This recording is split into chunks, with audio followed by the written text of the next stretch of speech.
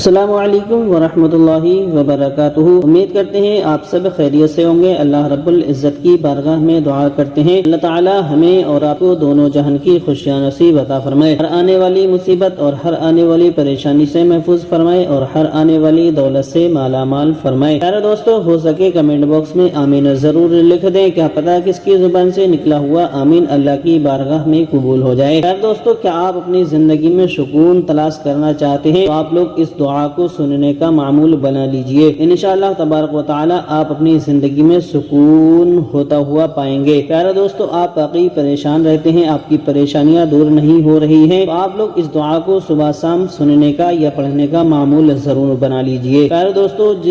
جس بھائی جس بہن کو قرآن پاک کی تلاوت نہیں آتی ہے وہ یہ نہ سوچے کہ ہمیں اس سے کوئی بھی فائدہ حاصل نہیں ہوگا۔ پیارے دوستو، جتنا ثواب پڑھنے والے کو ملتا ہے اتنا ہی ثواب سننے والے کو بھی ملتا ہے۔ آپ لوگ یہ نہ سوچیں کہ ہمیں پڑھنے سے ہی فائدہ حاصل ہوگا، تو آپ لوگ صرف سننے کا معمول بنا لیجئے، انشاءاللہ تبارک و تعالی آپ اپنی زندگی میں سکون پاتا ہوا دیکھیں گے۔ پیارے دوستو، اگر آپ واقعی پریشان رہتے ہیں یا آپ کاروبار کرتے ہیں، آپ کا کاروبار چلتے چلتے ڈاؤن ہو چکا ہے یا کسی نے بندش لگا دی ہے، آج کا ٹائم آج کا دور ایسا ہے کہ لوگ ایک دوسرے سے حسد کرتے ہیں، کی وجہ سے انسان ایک دوسرے کے گھر پر یا کاروبار پر بندش لگوا دیتا ہے، کی وجہ سے پریشانیاں دور نہیں ہوتی ہیں، کاروبار چلتے چلتے ڈاؤن ہو جاتا ہے، گھر میں پریشانیاں آنا شروع ہو جاتی ہیں۔ پیارے دوستو، آپ لوگ آج سے اس سورہ مبارکہ کو سننا چالو کر دیجئے، انشاءاللہ تعالی آپ کے کاروبار میں بندش ہو تو انشاءاللہ تبارک و تعالی وہ ختم ہو جائے گی اور آپ کے گھر میں بے پناہ برکتیں آنا اسٹارٹ ہو جائیں گی۔ تو آپ لوگ اس سورہ مبارکہ کو صبح شام سننے کا یا پڑھنے کا معمول ضرور بنا لیجئے، انشاءاللہ تبارک و تعالی آپ کی ہر طرح کی پریشانیاں، مصیبتیں، تکلیفیں دور ہوتی چلی جائیں گی اور ہر طرف سے برکتیں آنا شروع ہو جائیں گی۔ تو آئیے آپ لوگ اپنے گھر پر ہوں یا کاروبار پر ہوں اس دعا کو مکمل ضرور سماعت کر لیجئے گا۔ بسم اللہ الرحمن الرحیم۔ سيقول السفهاء من الناس ما ولاهم عن قبلتهم التي كانوا عليها قل لله المشرق والمغرب يهدي من يشاء إلى صراط مستقيم وكذلك جعلناكم أمة وسطا لتكونوا شهداء على الناس ويكون الرسول عليكم شهيدا وما جعلنا القبلة التي كنت عليها إلا لنعلم من يتبع الرسول ممن ينقلب على عقبيه فإن كانت لكبيرة إلا على الذين هدى الله وما كان الله ليضيع إيمانكم إن الله بالناس لرؤوف رحيم قد نرى تقلب وجهك في السماء فلنولينك قبلة ترضاها فول وجهك شطر المسجد الحرام وحيث ما كنتم فغلوا وجوهكم شطره وإن الذين أوتوا الكتاب ليعلمون أنه الحق من ربهم وما الله بغافل عما يعملون ولئن أطيت الذين أوتوا الكتاب بكل آية ما تبعوا قبلتك وما أنت بتابع قبلتهم وما بعدهم بتابع قبلة بعده ولئن اتبعت أهواءهم من بعد ما جاءك من العلم إنك إذا لمن الظالمين الذين آتيناهم الكتاب يعرفونه كما يعرفون أبناءهم وإن فريقا منهم ليكتمون الحق وهم يعلمون الحق من ربك فلا تكونن من الممترين ولكل وجهة هو مولها فاستبقوا الخيرات أينما تكونوا يأتي بكم الله جميعا إن الله على كل شيء قدير ومن حيث خرجت فول وجهك شطر المسجد الحرام وإنه للحق من ربك وما الله بغافل عما تعملون ومن حيث خرجت فول وجهك شطر المسجد الحرام وحيث ما كنتم فولوا وجوهكم شطره لئلا يكون للناس عليكم حجة إلا الذين ظلموا منهم فلا تخشوهم واخشوني وليتم نعمتي عليكم ولعلكم تهتدون كما أرسلنا فيكم رسولا منكم يتلو عليكم آياتنا ويزكيكم ويعلمكم الكتاب والحكمة ويعلمكم ما لم تكونوا تعلمون تشركون فاذكروني أذكركم واشكروا لي ولا تكفرون. يا أيها الذين آمنوا استعينوا بالصبر والصلاة إن الله مع الصابرين. ولا تقولوا لمن يقتل في سبيل الله أموات بل أحياء ولكن لا تشعرون. ولنبلونكم بشيء من الخوف والجوع ونقص من الأموال والأنفس والثمرات وبشر الصابرين الذين إذا أصابتهم مصيبة قالوا إنا لله وإنا إليه راجعون. أولئك عليهم صلوات من ربهم ورحمة وأولئك هم المهتدون. إن الصفا والمروة من شعائر الله فمن حج البيت باعتمر فلا جناح عليه أن يطوف بهما ومن تطوع خيرا فإن الله شاكر عليم. إن الذين يكتمون ما أنزلنا من البينات والهدى من بعد ما بيناه للناس في الكتاب أولئك يلعنهم الله ويلعنهم اللاعنون إلا الذين تابوا وأصلحوا وبينوا فأولئك أتوب عليهم وأنا التواب الرحيم. إن الذين كفروا وماتوا وهم كفار أولئك عليهم لعنة الله والملائكة والناس أجمعين خالدين فيها لا يخفف عنهم العذاب ولا هم ينصرون. وإلهكم إله واحد لا إله إلا هو الرحمن الرحيم. إن فيه خلق السماوات والأرض واختلاف الليل والنهار والفلك التي تجري في البحر بما ينفع الناس وما أنزل الله من السماء من ماء فأحيا به الأرض بعد موتها وبث بها من كل دابة وتسريف الرياح والسحاب المسخر بين السماء والأرض لآيات لقوم يوقنون. ومن الناس من يتخذ من دون الله أندادا يحبونهم كحب الله والذين آمنوا أشد حبا لله. ولو يرى الذين ظلموا إذ يرون العذاب أن القوة لله جميعا وأن الله شديد العذاب. إذ تبرأ الذين اتبعوا من الذين اتبعوا ورأوا العذاب وتقطعت بهم الأسباب. وقال الذين اتبعوا لو أن لنا كرة فنتورأ منهم كما تورأوا منا كذلك يريهم الله أعمالهم حسرات عليهم وما هم بخارجين من النار. يا أيها الناس كلوا مما في الأرض حلالا طيبا ولا تتبعوا خطوات الشيطان إنه لكم عدو مبين. إنما يأمركم بالسوء والفحشاء وأن تقولوا على الله ما لا تعلمون. وإذا قيل لهم اتبعوا ما أنزل الله قالوا ولنتبعوا ما ألفينا عليه آباءنا أولو كان آباؤهم لا يعقلون شيئا ولا يهتدون. ومثل الذين كفروا كمثل الذي ينعك بما لا يسمعه إلا دعاء ونداء صم بكم عمي فهم لا يعقلون. يا أيها الذين آمنوا كلوا من طيبات ما رزقناكم واشكروا لله إن كنتم إياه تعبدون. إنما حرم عليكم الميتة والدم ولحم الخنزير وما أحل به لغير الله فمن اضطر غير باغ ولا عاد فلا إثم عليه إن الله غفور رحيم. إن الذين يكتمون ما أنزل الله من الكتاب ويشترون به ثمنا قليلا أولئك ما يأكلون في بطونهم من النار ولا يكلمهم الله يوم القيامة ولا يزكيهم ولهم عذاب أليم. أولئك الذين اشتروا الضلالة بالهدى والعذاب بالمغفرة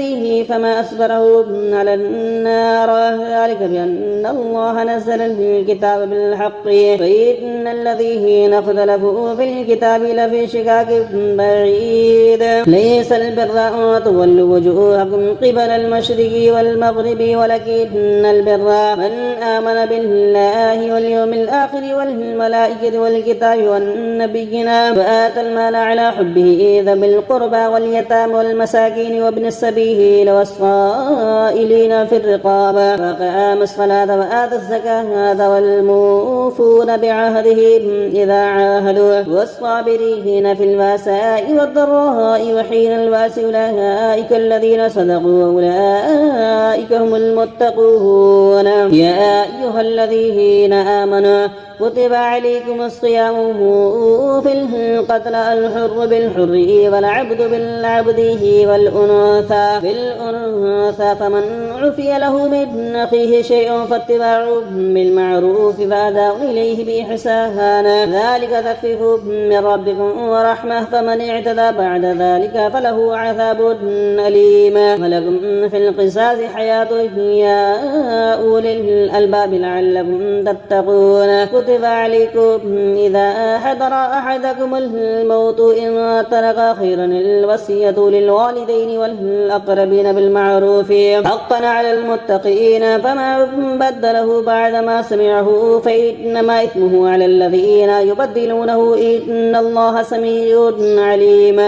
ومن خاف من موص جنفا أو إثما فأصلح بينهم فلا إثم عليه إن الله غفور رحيم. يا أيها الذين آمنوا كتب عليكم الصيام كما كتب على الذين من قبلكم لعلكم تتقون أياما معدودات فمن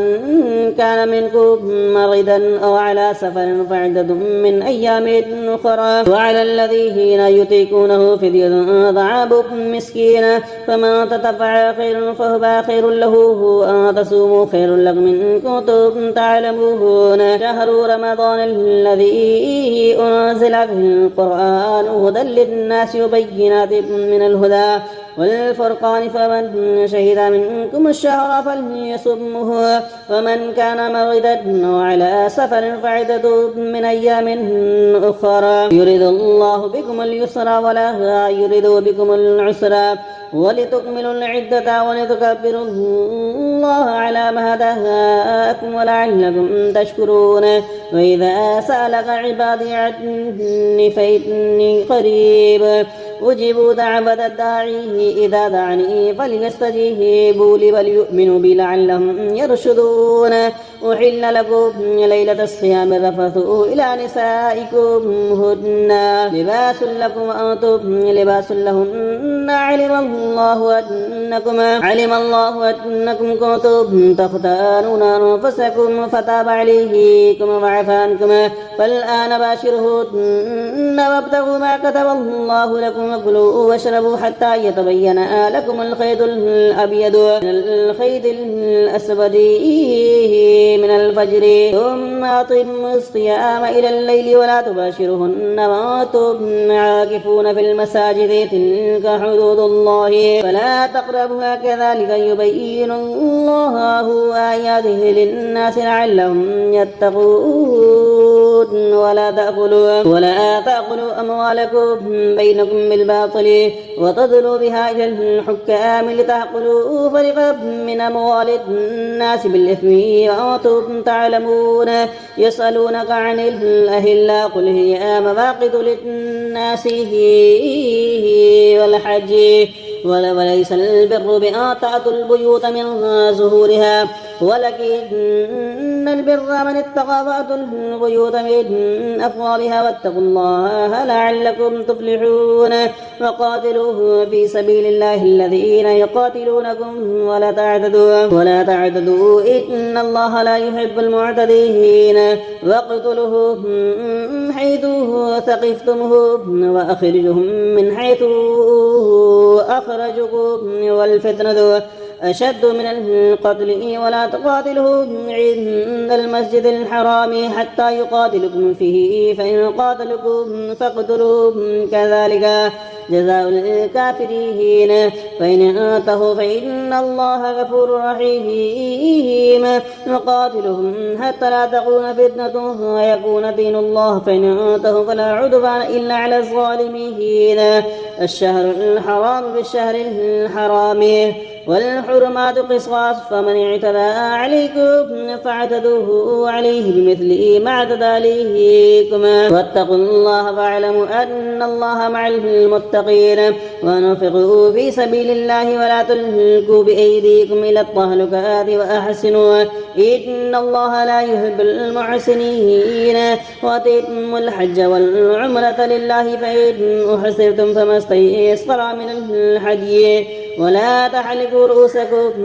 حتى يبلغ الهدي محله فمن كان منكم مريضا أو به أذى من رأسه ففدية من صيام أو صدقة أو نسك فإذا أمنتم فما تتبع في العمرة إلى الحج فما استيسر من الهدي فمن لم يجد فصيام 3 أيام في الحج و7 إذا رجعتم تلك 10 قليلا ذلك لمن لم يكن أهله حاضر المسجد الحرام واتقوا الله واعلموا أن الله شديد العقاب الهج أشهر معلومات فمن فرض فيهن الحج فلا رفث فلا فسوق ولا جدال في الحج وما تفعلوا من خير يعلم الله وتثبتوا فإن خير الزاد التقوى واتقون يا أولي الألباب ليس عليكم جناح أن تبتغوا فضلا من ربكم فإذا فضتم من عرفات فاذكروا الله عند المشعر الحرام واذكروه كما هداكم وإن كنتم من قبله لمن الضالين ثم أفضوا من حيث أفض الناس واستغفروا الله إن الله غفور رحيم فإذا قضيتم مناسككم فاذكروا الله كذكركم آباءكم أو أشد ذكرا فمن الناس من يقول ربنا آتنا في الدنيا وما له في الآخرة من خلاق ومنهم من يقول ربنا آتنا في الدنيا حسنة وفي الآخرة حسنة وقنا عذاب النار أولئك لهم نصيب مما كسبوا والله سريع الحساب فاذكروا الله في أيام معدودات فمن تعجل في يومين فلا إثم عليه ومن تأخر فلا إثم عليه لمن اتقى فاتقوا الله واعلموا أنكم إليه تحشرون ومن الناس من يعجبك قوله في الحياة الدنيا ويشهد الله على ما في قلبه وهو لظ الخصام فإذا تولى سعى في الأرض ليفسد فيها ويهلك الحرث والنسل والله لا يحب الفساد فإذا قيل له اتق الله أخذته العزة بالإثم فحسبه جهنم وبئس المحاد ومن الناس من يشري نفسه ابتغاء مرضات الله والله رؤوف بالعباد يا أيها الذين آمنوا ادخلوا في السلم كافة ولا تتبعوا خطوات الشيطان إنه لكم عدو مبين فإن سللتم من بعد ما جاءتهم البينات واعلموا أن الله عزيز حكيم هل ينظرون إلا أن يأتيهم الله في ظلل من الغمام والملائكة وقضي الأمر وإلى الله ترجع الأمور بني إسرائيل كم آتيناه من آيات بينات ومن يبدل نعمة الله من بعد ما جاءته فإن الله شديد العقاب زين للذين كفروا حياة الدنيا ويسخرون من الذين آمنوا والذين اتقوا فوقهم يوم القيامة والله يرزق من يشاء بغير حساب كانت الناس أمة واحدة فبعث الله النبيين مبشرين ومنذرين فأنزل معهم الكتاب الكتاب بالحق ليحكم بين الناس فيما اختلفوا فيه وما اختلف فيه إلا الذين أوتوه من بعد ما جاءتهم البينات بغيا بينهم فحد الله الذين آمنوا لما اختلفوا فيه من الحق بإذنه والله يهدي من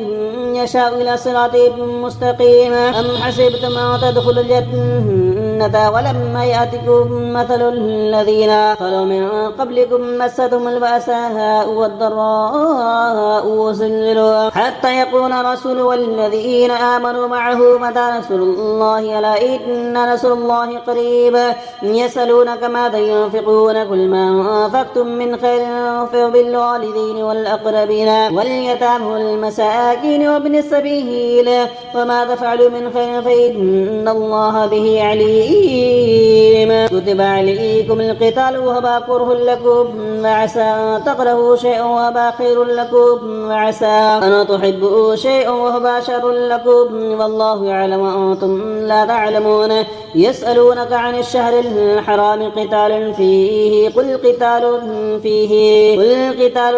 فيه كبير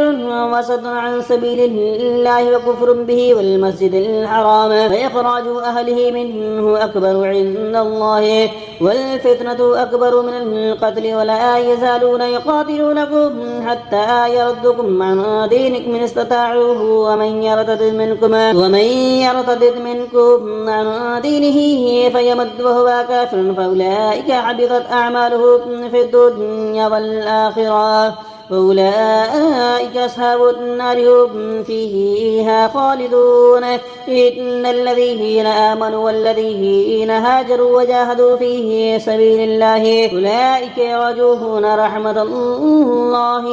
والله غفور رحيم. يسألونك عن الخمر والميسر قل فيهما إثم كبير ومنافع للناس وإثمهما أكبر من نفعهما ويسألونك ماذا ينفقون قل العفو كذلك يبين الله لكم آياته لعلكم تتفكرون في الدنيا والآخرة. ويسألونك عن اليتامى قل إصلاح لهم خير بين تقاتلهم فإخوانكم والله يعلم المفسدين من المصلحين ولو شاء الله لأعنتكم إن الله عزيز حكيم. ولا تنكحوا المشركات حتى يؤمنا ولا أمة مؤمنة خير مشركا ولو أعجبتكم ولا تنكحوا المشركين حتى يؤمنوا ولا عبد مؤمن خير من مشرك ولو أعجبكم أولئك يدعون إلى النار والله يدعو إلى الجنة والمغفرة بإذنه ويبين آياته للناس لعلهم يتذكرون. ويسألونك عن المحيض قل هو أذى فاعتزلوا النساء في المحيض ولا تقربوهن حتى يطهرن فإذا تطهرن فأتوهن من حيث أمركم الله إن الله يحب التوابين ويحب المتطهرين. نساؤكم حرث لكم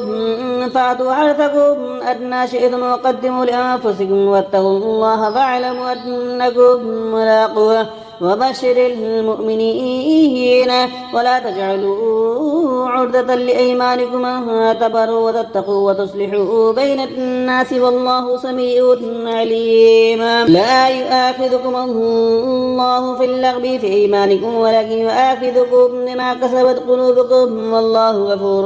حليم. للذين يؤلون من نسائهم تربصوا 4 أشهر فإن فاءوا فإن الله غفور رحيم. فإن عزموا الطلاق فإن الله سميع عليم. والمطلقات يتربصن بأنفسهن 3 قروء ولا يحل لهن أن يكتمن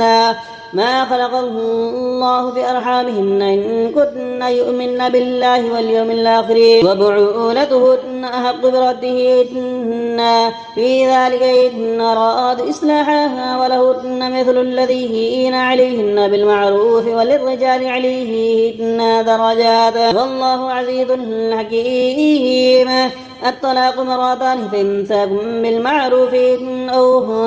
تصريح بإحسان ولا يحل لكم أن تأخذوا مما آتيتموهن شيئا إلا أن يخاف ألا يقيم حدود الله فإن خفتم ألا يقيم حدود الله فلا جناح عليهما فيما افتدت به تلك حدود الله ولا تعتدوها ومن يتعدى حدود الله فأولئك هم الظالمون فإن طلقها فلا تحل له من بعد حتى تنكح زوجا غيرها فإن طلقها فلا جناح عليهما أن يتراجعا إن ظن أن يقيم حدود الله وتلك حدود الله يبينها لقوم يعلمون وإذا طلقتم النساء فبلغن أجلهن فامسكوهن بالمعروف أو سرحوهن بالمعروف ولا تمسكوهن ضرارا لتعتدوه ومن يفعل ذلك فقد ظلم نفسه ولا تتخذوا آيات الله هزوا واذكروا نعمة الله عليكم فما أنزلنا عليكم من الكتاب والحكمة يعظكم به واتقوا الله واعلموا أن الله بكل شيء عليم وإذا طلقتم النساء فبلغن أجلهن ولا تعتدوهن أن ينكحن أزواجهن إذا تراضوا بينهم بالمعروف ذلك يوعظ به من كان منكم يؤمن بالله واليوم الآخر ذلكم أزكى لكم وأطهر والله يعلم وأنتم لا تعلمون وبالوالدة يرضعن أولادهن حولين كاملين لمن أراد أن يتم الرضاعة وعلى المولود له رزقهن وكسوتهن بالمعروف لا تكلف نفسا إلا وسعها لا تضار والدة بولدها ولا مولود له ببلده وعلى الوارث مثل ذلك فإن أرادها فسالة عن تراض منهن وتشابه فلا جناح عليهما وإن أردتم أن تسترضعوا أولادكم فلا جناح عليكم إذا سلمتم ما آتيتم بالمعروف واتقوا الله واعلموا أن الله بما تعملون بصير والذين يتوفون منكم ويذرون أزواجا يتربصن بأنفسهن أربعة أشهر وعشرا فإذا بلغن أجلهن فلا جناح عليكم فيما فعلن في أنفسهن بالمعروف والله بما تعملون خبير فلا جناح عليكم فيما عرضتم به من خطبة النساء أو أقنعتم في أنفسكم علم الله أنكم ستذكرونهن ولكن لا تواعدوهن سرا إلا أن تقولوا قولا معروفا ولا تعزموا عقدة النكاح حتى يبلغ الكتاب وجله واعلموا أن الله يعلم ما في أنفسكم فاحذروه واعلموا أن الله غفور حليم لا جناح عليكم أن طلقتم النساء ما لم تمسهن أو تفرضوا لهن فريضة ومتعوهن على الموسع قدره على المقتدر قدره متاعا بالمعروف حقا على المحسنين وإن طلقتموهن من قبله أن تمسوهن فقد فرضتم لهن فريضة فنصفه ما فرضتم إلا أن يعفو ما أو يعفو الذي بيده عقدة النكاح وأن تعفوا أقرب للتقوى ولا تنسوا الفضل بينكم إن الله بما تعملون بصير حافظوا على الصلوات والصلاة الوسطى وقوموا لله قانتين فإن خفتم فرجالا أو ركبانا فإذا أمنتم فاذكروا الله كما علمكم ما لم تكونوا تعلمون والذين يتوفون منكم ويذرون أزواجا وصية لأزواجهم متاعا إلى الحول غير إخراجنا فإن خرجنا فلا جناح عليكم فيما فعلن في أنفسهن بالمعروف والله عزيز حكيم. وللمطلقات متاع بالمعروف حقا على المتقين كذلك يبين الله لكم آياته لعلهم تعقلون. ألم تر إلى الذين خرجوا من ديارهم وهم ألوف حذر الموت فقال لهم الله موتوا ثم أحياكم إن الله لذو فضل على الناس ولكن أكثر الناس لا يشكرون. وقاتلوا في سبيل الله واعلموا أن الله سميع عليم. من ذا الذي يقرض الله قرضا حسنا فيضاعفه له أضعافا كثيرا والله يقبض ويبسط وإليه ترجعون. ألم نرى إلى الملأ من بني إسرائيل من بعد موسى إذ قالوا لنبي لهم ابعث لنا ملكا نقاتل في سبيل الله قال هل عسيتم إن كتب عليكم القتال ألا تقاتلوا قالوا وما لنا ألا نقاتل في سبيل الله وقد أخرجنا من ديارنا وأبنائنا فلما كتب عليكم القتال تولى إلا قليلا منكم والله عليم بالظالمين. وقال له نبيهم إن الله قد بعث لكم طالوت ملكا قالوا أن يكون له الملك علينا ونحن أحق بالملك منه ولم يؤت سعة من المال قال إن الله اصطفاه عليكم وزده واستتن في العلم والجسم والله يؤتي ملكه من يشاء والله سميع عليم. وقال له نبيهم إن آيات ملكه أن يأتيكم الطابوت فيه سكينة من ربكم وباقية مما ترك آل موسى وآل هارون تحمل الملائكة إن في ذلك لآيات لقوم إن كنتم مؤمنين. فلما فصل طالوت وجنوده قال إن الله